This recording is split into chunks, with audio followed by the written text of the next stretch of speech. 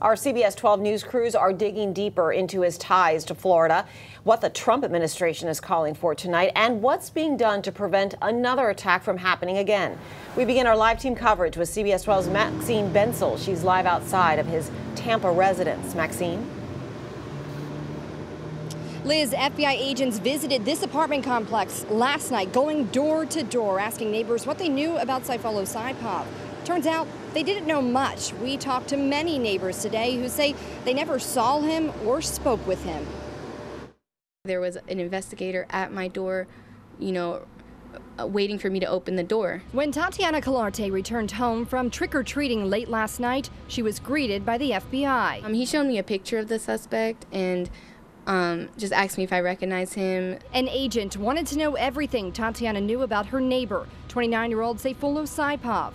It's not clear how recently Saipov lived here in Tampa, but police say while he had a Florida license, he may have been staying in New Jersey prior to the attack. I remember seeing his face. I don't remember seeing the big beard. Tatiana and the rest of her neighbors say they never spoke to Saipov, and some didn't even know he'd lived in their complex.